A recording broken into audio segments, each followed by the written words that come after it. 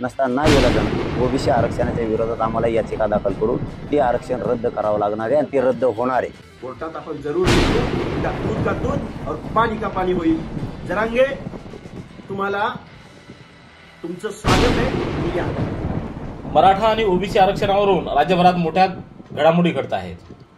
ओबीसीचे नेते लक्ष्मण हाके यांनी मनोज जरांगे पाटील यांना कोर्टात येण्याचं आव्हान दिलं, तर त्या आव्हानाला प्रत्युत्तर देताना मनोज जरांगे यांनी चक्क ओबीसीचं आरक्षणच घालू असा गर्भित इशारा दिलाय।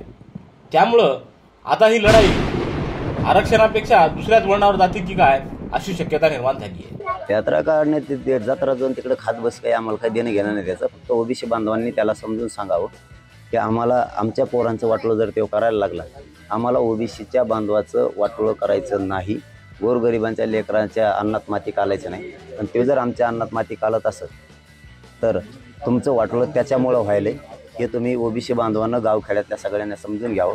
ना विलाजानं ओबीसीचं आरक्षण मला चॅलेंज करावं लागणार आहे, कारण त्यांचा सुद्धा अहवाल स्वीकारलेला नाही। आम्हाला ते सुप्रीम कोर्टाच्या मग निदर्शनास आणून द्यावं लागेल आणि त्यांचं पूर्ण देशातलं 27% आरक्षण रद्द होऊ शकतं। हे फक्त त्याच्या एकट्यामुळं इतक्या लोकांचं वाटोळं होऊ शकतं। आमच्या हक्काचंही आमच्या नोंदी सापडल्यात, त्यामुळं आम्ही ओबीसी आरक्षणात आहेत। त्यामुळं आमच्या इथं त्यांनी माती काढण्याचा प्रयत्न करू नये की ओबीसी गावखेड्यातल्या बांधवांनी त्याला समजून सांगावं।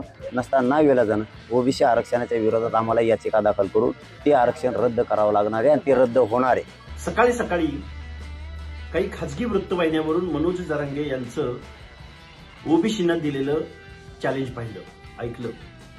मनोज जरांगे म्हणतात की आमच्या आरक्षणाला जर तुम्ही विरोध कराल तर आम्ही ओबीसीचं आरक्षण कोर्टामध्ये चॅलेंज करू आणि तुमचं आरक्षण घालू। म्हणजे मनोज जरांगे, तुला गोरगरीब मराठा समाजाच्या पोरांचं पडलेलं नाही, तुला पडलंय की ओबीसी भटक्या विमुक्त जाती जमातीच्या सामाजिक न्यायाच्या प्रतीक्षेत असणाऱ्या हजारो वर्षाच्या स्पॅनमध्ये ज्यांचे हक्क, अधिकार, मानवता डावलली गेली त्या माणसाला आमच्या संविधानानं सामाजिक न्यायासह समता प्रस्थापित करण्यासाठी जे प्रावधान करून ठेवलेलं आहे, जे रिझर्वेशनच्या माध्यमातून त्यांना एक प्रतिनिधित्वाची भाषा या संविधानामध्ये बोललेली आहे, ती तुला संपवायची आहे। म्हणजे आधुनिक कालावधीमध्ये तुला या ओबीसीच्या रिझर्वेशनला विरोध आहे। एका बाजूला ओबीसी मधूनच आरक्षण मागायचं आणि दुसऱ्या बाजूला ओबीसी आरक्षणच चॅलेंज करतो म्हणण्याची भाषा वापरायची। अरे हे दोन विरोधाभासी वक्तव्य तुझ्याकडून नाहीत का? अरे तुझ्याकडून ते अवकातच नाही, हे सोडूनच दे। परंतु या महाराष्ट्रामधला ओबीसी, विजयंती, भटक्या विमुक्त जाती जमाती आम्ही कोर्टात येच असं पण तुम्ही डुप्लिकेटपणा करून सुप्रीम कोर्टाच्या जजमेंटचं उल्लंघन करून तुम्ही घुसखोरी करून राहिलायच। तुम्ही आता डुप्लिकेटपणा केलेला आहेच। मुख्यमंत्र्यानं संविधानिक पदावरती राहून सुद्धा या महाराष्ट्राच्या संपूर्ण समाजाचं दायित्व मुख्यमंत्र्याकडे असताना सुद्धा या मुख्यमंत्र्यांनी कायद्याचं उल्लंघन केलंय, शपथेचं उल्लंघन केलंय, छत्रपती शिवरायांच्या शपथेचं उल्लंघन केलंय, कारण छत्रपती शिवाजी महाराजांना हे अपेक्षित नव्हतं। मनोज जरांगे, कोर्टात आपण अवश्य भेटू।